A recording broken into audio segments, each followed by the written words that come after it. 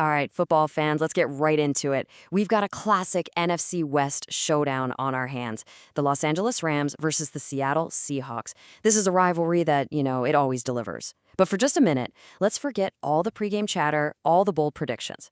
We're going to break this matchup down by the one thing that doesn't lie: the numbers. And that leads us to the big question, right? When you strip away all the noise, who really has the edge heading into this game? Well, we're about to find out. Okay, so let's dig in. We're going to look at the full season statistics to see what the real story is behind these two teams. Forget the hot takes for a second. We're focusing on the hard data, everything from touchdowns to turnovers. First up, let's talk about the air assault. I mean, in today's NFL, games are so often won and lost through the air. And this matchup, it features two very different but very effective approaches to the passing game. And, right out of the gate, the data points to a pretty clear advantage for LA. The Rams are averaging over 266 passing yards per game. That's almost 40 yards more than the Seahawks. Now, that is a significant gap. And look, while Geno Smith can be absolutely explosive with guys like DK Metcalf and Tyler Lockett, that season-long consistency just hasn't quite matched the sheer output we've seen from the Rams. And who's leading that charge? Well, it's the veteran quarterback Matthew Stafford. He is the engine that makes this high-powered Rams offense go. And this number right here just shows you his impact. 25 passing touchdowns on the season. That's a huge testament to his efficiency and, maybe more importantly, his knack for finding the end zone. That's a crucial factor in any game. But hey, every great quarterback needs a star receiver, right? And for the Rams this year, that's been the rookie phenom Puka Nacua, who has been nothing short of a complete game changer. And just look at this number, almost 1,800 receiving yards. For a rookie, that is absolutely incredible stuff. It puts him firmly among the league's elite. He's Stafford's go-to guy, and honestly a matchup nightmare for any defense he faces. Okay, so that's the air game. But what about on the ground? A balanced offense is key, so let's see who's winning the battle in the trenches with the rushing attack. And what's really interesting here is that the Rams' dominance continues on the ground. Now, the gap is a little smaller, but they still have the edge, averaging over 20 more rushing yards per game than Seattle. This really points to a truly balanced and, frankly, potent offensive attack.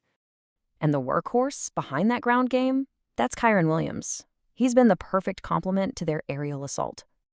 And he's not just moving the chains, the guy is a scoring machine. With 10 rushing touchdowns, he is a proven threat to punch it in, especially when the field gets short and they're down in the red zone. But hey, don't count Seattle out of this ground war. They've got their own dynamic back to counter with, Kenneth Walker III. He is the absolute heart and soul of the Seahawks rushing attack. And he's been super effective, breaking that 1,000-yard barrier. This just shows that even if the team's overall rushing numbers are a little lower, Walker himself is a formidable weapon that the Rams defense absolutely has to account for on every single snap. Okay, so on paper, the Rams clearly have the offensive edge. But as we all know, defense wins championships, right? So who's got the stronger defensive unit? Who bends and who's gonna break?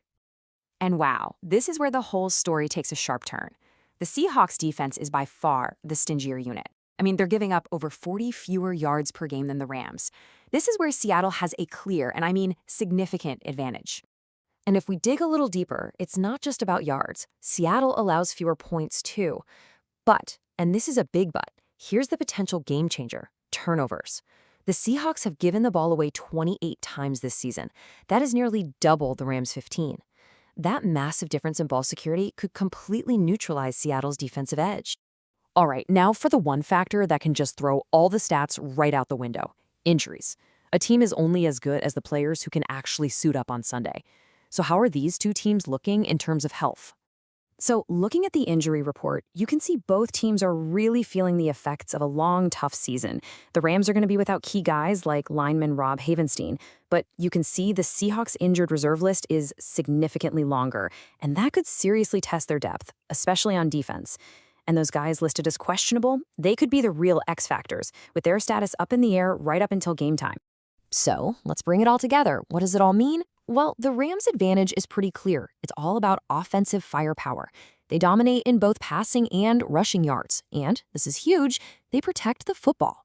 For the Seahawks, their edge is that lockdown defense that allows fewer yards and fewer points. It is a classic offense versus defense matchup. The numbers tell a story of two really well-matched rivals, and each has a very distinct path to victory. You've got the Rams' explosive, disciplined offense going up against the Seahawks' stingy, tough defense. So the data's laid all the groundwork, but the real question is, which one of these strengths is going to prevail when they finally hit the field?